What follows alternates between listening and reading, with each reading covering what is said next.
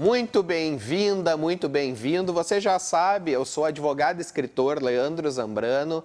Este aqui é o Conversa com Zambrano. Hoje nós vamos ter um super papo aqui, direto do estúdio da Vale TV, transmitindo também para a TV São Léo, canais 14 e 6 da NET. Hoje está aqui comigo no estúdio o meu colega, meu amigo, advogado, Dr. Vinícius Bondan. Mas antes de bater um papo com o Dr. Vinícius, eu preciso dar um recado dos nossos colaboradores. Quem nos colabora aqui é a Cooperativa de Reciclagem Univale. E eles mandaram um recado para nós, doutor. Eles disseram para o pessoal, por favor, cuida para separar o lixo. Eu nunca entendi muito bem por que tem que fazer isso e eles me explicaram. Porque o papelão, o isopor e a PET, quando não se misturam com o lixo orgânico, ou seja, eles estão secos, eles têm muito mais valor comercial e pode ser aproveitado como um material nobre. E quando a gente mistura junto o lixo seco com o orgânico, tudo isso vira orgânico e se perde em termos de valor e reaproveitamento. Então tá aí o recado da Cooperativa Univale, cuida para separar o lixo. Então, papelão, isopor, garrafa PET separado do resto. Aqui estamos também no apoio da construtora Capilé. A construtora Capilé tem um diferencial. Ela vai desde o projeto até o final da execução. Ela tem arquiteto, engenheiro, tudo o que você precisar para a obra. Então, confiança, facilidade e preço justo é na construtora Capilé. Querendo alugar ou comprar um imóvel em São Leopoldo e região, não hesite. Bota no Google lá, Agência Imóveis. Inclusive, se informe sobre aluguel facilitado com muito menos burocracia. Então, não esqueça, Agência Imóveis. Procura lá, coloca no Google. Ufa! Tudo bom, doutor? Tudo bem, Zambrano? Tu estás bem? Tô bem. Bem-vindo aqui ao Conversa com Zambrano. Muito obrigado, eu agradeço o convite. Prazer e um privilégio te ter aqui. Todo meu. Prazer enorme estar Sabe aqui que eu contigo. sou o cara mais curioso do mundo com relação a quem senta nessa cadeirinha preta aí, né? Tô preparado. Tá preparado? Psicologicamente preparado. Vamos fazer uma regressão, vamos fazer a viagem no tempo. Onde é que nasceu o Viníciusinho? Olha, eu nasci aqui em Novo Hamburgo mesmo, Zambrano, bairro de Hamburgo Velho. E morei em Novo Hamburgo até meus 15 anos. E aí, por um breve período, morei em Ivoti, que é a cidade natal da minha mãe. E aí, bom, posteriormente a isso, comecei um breve giro pelo estado do Rio Grande do Sul até terminar Por de que novo que saiu na minha aqui de terra Novo natal. Hamburgo e foi para Ivoti? Eu morei, depois desse período de Ivoti, né? Eu morei até 18 anos em Ivoti. Sim, mas por que tu saiu daqui e foi para lá? Saí para lá por uma questão, a minha família foi A morar família lá. mudou. Minha família O que o mudou pai e a pra mãe lá. faziam? Minha mãe é professora, né? Era professora, hoje tem um comércio, né? E meu pai trabalhou na indústria de calçado até, enfim, sair da indústria de calçado e iniciarem uma atividade de comerciantes, né? Tiveram um comércio, uma loja de conveniência e depois, inclusive, um pub. Um pub? Foi bastante famoso, assim, especializado em cervejas, o Pub Garage 23 em Ivoti. Ah, sim. E aí, enfim, tem esse projeto até hoje. Então um pouco tem- impactado por causa da pandemia agora, Tem né? o ramo espírito do entretenimento. cervejeiro, então. Tem o Vinícius. espírito cervejeiro na família. E aí foi para Ivoti, com 18, foi circular o estado, é isso? E aí, com 18 anos, eu tive um breve período em Porto Alegre e aí acabei indo estudar em Santa Maria, Já direito? já direito. Uhum. De onde é que veio essa vontade de estudar direito tão novo? Olha, Zambrano, eu sempre gostei muito. Eu me lembro quando eu era pequeno, ia com o meu pai no advogado dele. E eu adorava aquilo, cara. Sério? Era Mas deve ser a coisa mais monótona do mundo. O escritório, eu achava aquilo o máximo. Era um ambiente assim, e era um escritório assim clássico, né? Assim, um monte de arquivos, né? Corredores com arquivos, Livros. Assim, Alex, aquela coleção da Alex antiga isso, na isso. parede, assim, parecia uma Meu pai enciclopédia. meu pai sempre teve um apreço muito grande pelo advogado dele, hoje já é falecido, o doutor Anerildo Cunha. aqui de Novo Hamburgo, um advogado muito, muito famoso. E aí, por conta daquilo, eu não sei, eu adorava aquele ambiente. E aí, já naquela época, eu pensava, nossa, eu quero ser isso. Até porque eu via como meu pai tinha uma admiração pelo advogado dele, eu pensava assim, uma coisa é o filho olhando para o pai, eu quero ser isso, assim, isso que o meu pai tanto admira. E aí surgiu essa vontade de ser advogado. E aí foi estudar em Santa Maria? E aí fui estudar em Santa Maria, estudei na Universidade de Santa Maria, me graduei lá em 2010, e aí a partir da graduação já passava pela minha cabeça voltar e fazer carreira em Novo Hamburgo mesmo, né? Sim. Aqui no Vale dos Sinos.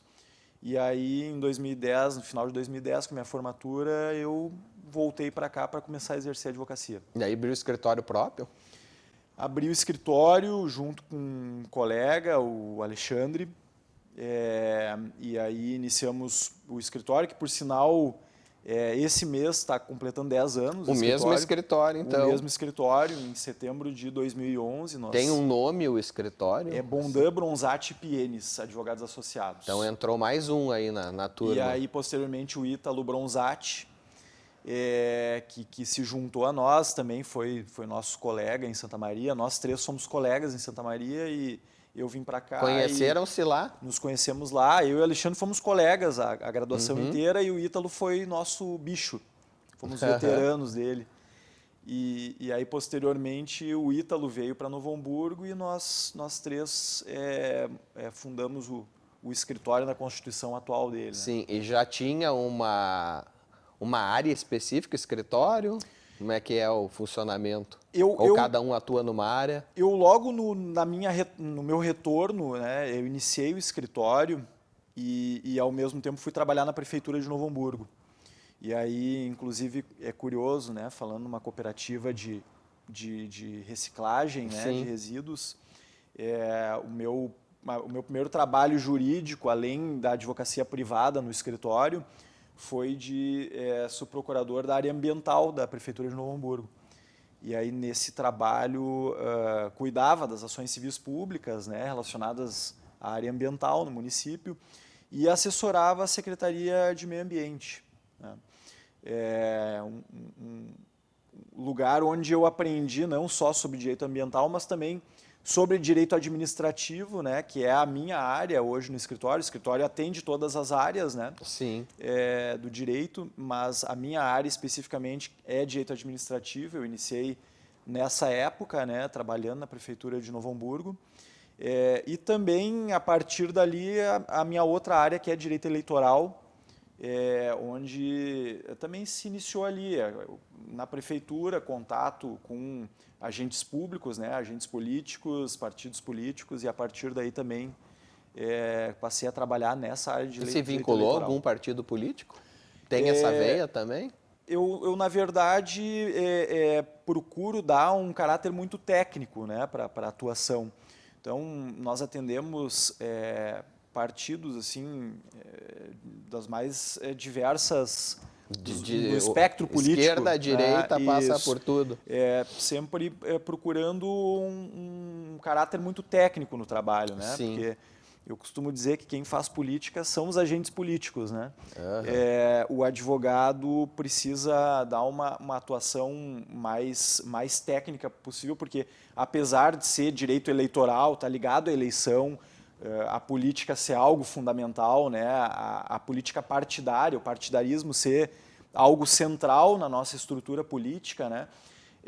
O direito eleitoral é um ramo técnico, né? Como qualquer outro da área jurídica. Inclusive, o direito eleitoral em São Leopoldo tem, assim, sido marcante nas eleições municipais, né? Do envolvimento dos candidatos. E agora a gente está tendo a mudança no direito eleitoral, né? Agora aprovado o novo Código Eleitoral na Câmara dos Deputados, vamos ver como é que vai acontecer no Senado, né? Um momento político um pouco turbulento, né? Muito turbulento. A relação do governo com o Senado, principalmente, não está boa, né? Mas, enfim, não é um projeto também de interesse do governo, propriamente dito, né? Então, acho que deve passar pelo Senado. Vem grandes mudanças? Ele consolida, né, a legislação eleitoral num diploma único, né? Porque a cada eleição tinha uma leizinha nova, daqui a pouco era na coxa de retalho e agora vai ser unificado? O objetivo muito é consolidar, mas também tem alterações importantes, né? Acho que a que tem chamado mais atenção é a relacionada à questão das pesquisas eleitorais, né? A vedação das pesquisas eleitorais no dia da eleição e no dia anterior à eleição. Como tem um descrédito as pesquisas agora, né? É porque quem está perdendo as pesquisas, quem ganha nas pesquisas gosta das pesquisas, né? Quem está perdendo não gosta. Né? Então só um gosta, os outros todos não gostam. E aí, de fato, dizem que a pesquisa ela tem um apelo forte na hora da decisão por parte dos indecisos, né? Que acabariam indo para quem tem uma tendência de vitória. O brasileiro não gosta de perder nem na eleição. Nem na eleição admite perder, né? Então, já torna um jogo que era para ser uma escolha política. Embora, sim, a gente tem que avaliar muito especificamente assim como vai ser interpretada a constitucionalidade da medida, né? Porque nós temos a questão da liberdade de imprensa, liberdade de expressão, né? Com certeza essa parte, se não outras, vai ser discutida no Supremo Tribunal Federal. Vamos ver como é que vai ser o entendimento do Supremo Tribunal Federal. E essa questão de coligação, será que vai voltar? A questão das coligações, ela retornou agora, né?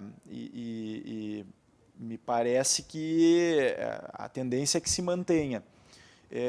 Embora a questão do distritão tenha sido barrada, né? Acho que foi salutar. A questão das coligações é um tema muito espinhoso. Eu particularmente, aí, como cidadão, não sou adepto da questão das coligações, né? Agora, na reforma de se eu não me engano, 2017, que foi aprovada essa mini-reforma que acabou com as coligações proporcionais, né? Também foram instituídas cláusulas de barreira para partidos políticos, né? Precisam ter um percentual mínimo de votação para a Câmara dos Deputados, né? Para deputados federais, para que permaneçam recebendo verbas, né? Do fundo partidário, enfim. E a tendência com isso é que a gente vá acabar diminuindo o número de partidos políticos, que acho que é a medida mais salutar nesse momento, né? Nós temos muitos partidos, mais de 30 partidos, né, no nosso sistema político. É muito partido e com certeza nós não temos, e esse é o grande problema da política brasileira, nós não temos 30 projetos de país.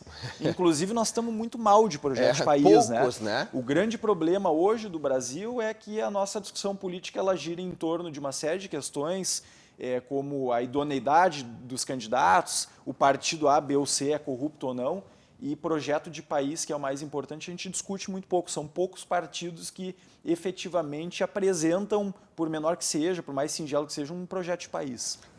Já voltamos. Dr. Vinícius Bondan, não sai daí. É rapidinho.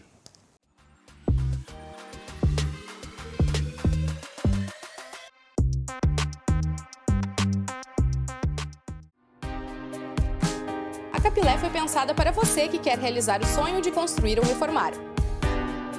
Localizada em São Leopoldo, a construtora e incorporadora Capilé é especialista em construção civil, oferecendo engenharia, arquitetura e mão de obra de qualidade para garantir a execução de sua obra. Atuamos também com reformas, manutenção, serviço de elétrica, eletrônica e hidráulica. Capilé, identificando oportunidades, possibilitando projetos. A Cooperativa de Trabalho e Renda Univale conta com mais de 60 cooperados e realiza suas atividades de coleta seletiva, gestão de resíduos em empresas e eventos, triagem de materiais recicláveis e enfardamento e comercialização nas cidades de São Leopoldo, Novo Hamburgo e Portão. A Univale possui um modelo sustentável de reciclagem que garante oportunidade de trabalho e ajuda na redução do impacto ambiental através do descarte correto e da reciclagem. Univale, repense, reduza, recicle.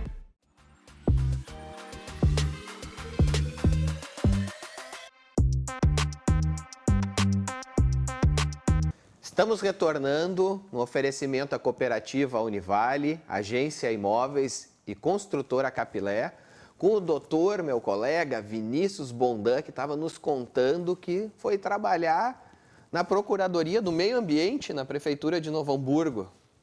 Era uma posição na Procuradoria-Geral do município, e eu acabei com isso, Zambrano, era meio ambiente e urbanismo, então eu acabava assessorando 4 secretarias, né, a Secretaria de Meio Ambiente, Obras, Habitação e Desenvolvimento Urbano, né, e aí nesse período eu adquiri uma experiência, foi um aprendizado muito grande sobre o funcionamento da administração pública, o direito administrativo. E acabei, claro, trabalhando diretamente em... Essa parte, ela movimenta muito demandas contra o município, as chamadas ações civis públicas.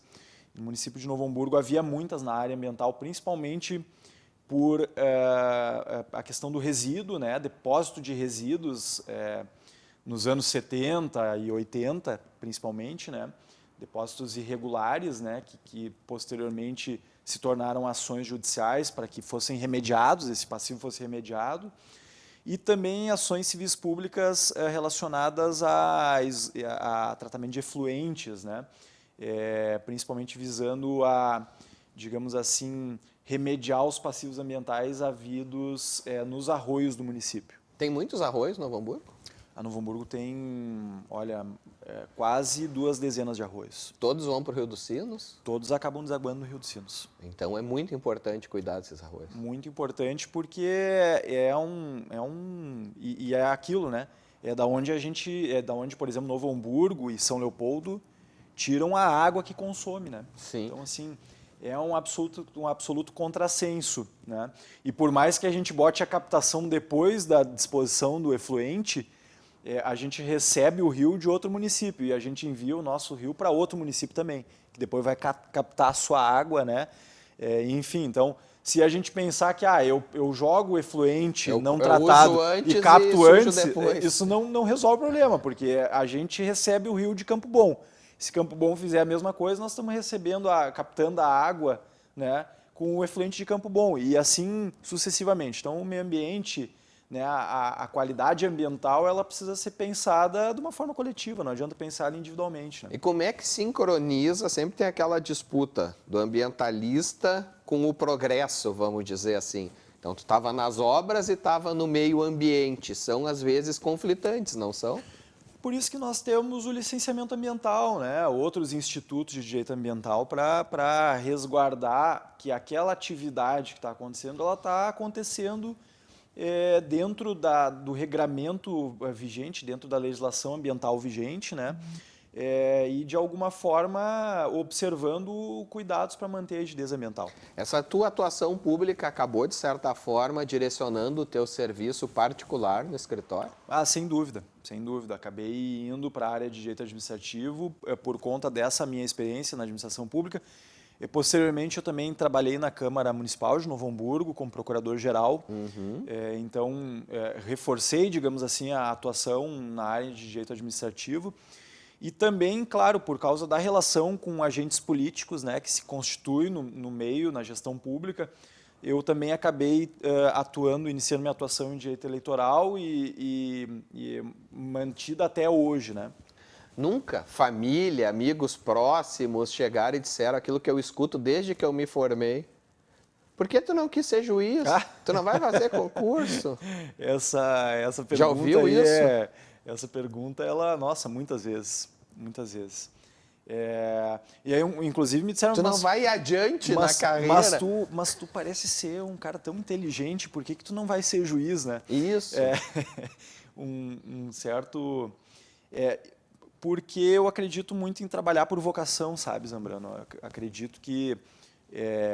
claro que a carreira de juiz, a carreira de promotor e de advogado são as que as pessoas mais conhecem na área jurídica, mas são inúmeras, né? São dezenas, centenas de carreiras jurídicas que existem, né? E acredito muito em vocação, porque eu acho que a gente desempenha e contribui com a sociedade naquilo que a gente pode contribuir de melhor quando a gente trabalha com o que a gente tem vocação, com o que a gente ama, né? E eu, desde sempre, por mais que admire muito a carreira da magistratura, a carreira as outras carreiras jurídicas, de Ministério Público, advocacia pública, eu sempre me vi como advogado privado, exercendo a advocacia privada. Tenho um pouco dessa veia também empreendedora, digamos assim. A advocacia privada ela tem um quê de atividade empresária, né? O escritório de advocacia é uma empresa que presta serviços jurídicos, né? Então, sempre foi onde eu me encontrei mais, assim, e por conta da questão da vocação, nunca tive dúvida, assim. Nunca... E a cerveja, não quis seguir nada nessa área? A cerveja eu acho que fica mais Ficou por um momento prazer. de lazer, né? Por um momento de lazer, Como é que foi advogar na uma boa pandemia? cerveja, um bom vinho. Ou está sendo ainda? Está sendo muito interessante, porque são paradigmas quebrados, né? A questão da virtualização é muito importante. Nós já vínhamos num processo de digitalização do processo judicial, né? E agora as audiências cada vez mais por meio digital, né? Por meio virtual. Também temos a questão do atendimento, né? Os atendimentos cada vez mais acontecendo mediados por tecnologia, não presenciais, né? E a atividade das empresas, né? E como eu disse, o escritório de advocacia também é uma empresa. Então, assim, as reuniões, o trabalho em home office também, né? Eu mudei hábitos, né? No nosso escritório nós estamos mudando hábitos. Claro que exige trabalho presencial, né? É muito importante o trabalho presencial, mas tem muita coisa que a gente consegue fazer de forma remota, né? E tenho usado isso, tentado usar isso de uma forma produtiva, né? Utilizar o período de home office para diminuir o deslocamento, por exemplo. E aí já tem um aspecto ambiental importante, menos deslocamento e menos emissão de CO2, a gente Está bem contribui, barata a gasolina. a gente economiza a gasolina, porque, por exemplo, hoje eu tenho trabalhado 2 dias em 5 em casa, né? Trabalhando essa parte mais técnica, daí é que o advogado tem que elaborar as suas peças iniciais, as defesas nos processos, enfim, estudo, né? Estudar. Então, essa parte a gente pode fazer de casa, a gente não precisa necessariamente ir ao escritório. Né? Não, até em fora a gente ia, tinha que ir lá, saía um despacho, tinha que ir lá em Porto Alegre, em Taquara, olhar fisicamente o que o juiz tinha dito. Hoje isso encurta. E com a vantagem, né? Hoje, por exemplo, eu tenho a possibilidade de trabalhar em processos, eu trabalho em processos lá no extremo noroeste do estado, e assim, salvo uma necessidade de audiência, eu consigo fazer praticamente tudo remoto, né? Atuo em processos hoje em outros estados. Imagina isso na época do processo físico, Sim. sem a tecnologia, né? E quais os planos? E hoje, com o processo eletrônico, a gente pode atuar em processo em qualquer lugar do país de onde a gente está, né? E quais os planos do Vinícius Bondan? Os planos são continuar o trabalho que nós temos feito, né, Zambrano? Eu particularmente também tenho uma vertente assim na gestão de empresas, digamos assim, e enxergo o escritório como uma empresa. Nós temos atualmente instituído muitos processos internos, né? A gente tem trabalhado na qualificação da equipe, e estamos experimentando, assim, infelizmente, um momento de crescimento, né? E esperamos que isso prossiga, assim, cada vez com mais dedicação, né? Tu te vê o futuro na advocacia? Sem dúvida. A advocacia tem espaço ainda nesse futuro Brasil? Tem, acho que cada vez mais espaço, né? Seja contenciosamente e seja preventivamente, que também é uma área importante da advocacia, né? O planejamento, eu acredito muito em planejamento, né? E o planejamento do ponto de vista jurídico, ele também gera muitos resultados, né? Seja na gestão pública, seja na gestão privada. Há um cálculo aquele mesmo cálculo de investimento em saneamento, o quanto economiza depois em investimento em saúde, né? Ele existe também, por exemplo, na gestão pública, quanto o investimento em advocacia pública, ele resulta em posterior economia do erário, né? E assim também na gestão privada. Então, assim, acredito muito que é um trabalho consistente, desde o planejamento até depois, claro, se necessário, o contencioso, ele surte resultados e é nisso que nós Tu acreditamos. vê o fim da justiça eleitoral, como alguns têm dito? Não enxergo nesse momento o fim da justiça eleitoral. Eu acho que o Brasil tem méritos. Claro que alguns institutos, é importante a gente buscar o direito comparado, que é aquilo de observar como os outros países conduzem as questões, né? Mas acho que o Brasil tem méritos na forma como ele estrutura as eleições e a justiça eleitoral. Eu acho que a justiça eleitoral ela garante uma isenção necessária. Nós vemos aí os Estados Unidos da América, que são dita a maior democracia do mundo, olha o que passou, o que passaram nas últimas eleições, né? Por conta de que lá os próprios gestores públicos, o governo é responsável por administrar as eleições. Então, assim, no Brasil, a gente já está enfrentando esse momento de instabilidade, com questionamentos da lisura, da rigidez do sistema eleitoral e das eleições, com um órgão isento, né? Um órgão de Estado, que é a Justiça Eleitoral, coordenando e direcionando as eleições, né? No sentido de dar a marcha das eleições, né? De uma forma isenta. Imagina se nós tivéssemos aqui o governo conduzindo as nossas eleições, né? Então, acredito que a Justiça Eleitoral ela tem um caráter importantíssimo. Nós temos práticas nas nossas eleições que são exemplo para o mundo e acredito que a Justiça Eleitoral deva continuar e se desenvolver no futuro.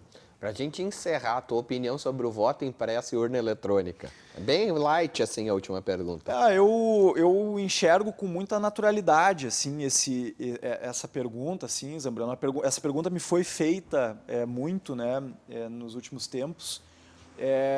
Eu acho que o voto impresso é um retrocesso desnecessário, ele é custoso, ele custaria R$1 bilhão, segundo cálculos da Justiça Eleitoral, em 10 anos, né? E esse direito, sem sombra de dúvida, pode ser muito melhor investido, até mesmo porque a urna eletrônica é segura, há inúmeros mecanismos de auditoria pública, inclusive, feita pela sociedade, disponível a todos, que garantem a rigidez do processo, garantem a segurança da urna. A conferência de zerésimas, as cerimônias públicas de apresentação dos códigos-fonte das urnas, a testagem pública dos mecanismos de segurança, em que qualquer um pode tentar violar, numa cerimônia pública, os mecanismos de segurança. E, nesse período, nós não temos nenhuma fraude comprovada, apenas ilações assim, instituídas de fundamento. Nós precisamos passar esse período de pós-verdade. A gente precisa começar a se concentrar em fatos. O que é opinião, mas sobre fatos não cabe a nossa opinião sobre os fatos, mas os fatos são os fatos, né? A gente precisa se ater aos fatos. Vinícius, muito obrigado a tua presença. Foi um prazer enorme ter esse papo contigo aqui. Eu que agradeço, Zambrano, um prazer ter estado aqui. Um abraço a ti e aos telespectadores da Vale TV. Esse foi Conversa com Zambrano de hoje, Dr. Vinícius Bondan. Muito obrigado por ter nos acompanhado. Todas segundas e quintas, 18 horas, Conversa com Zambrano na Vale TV.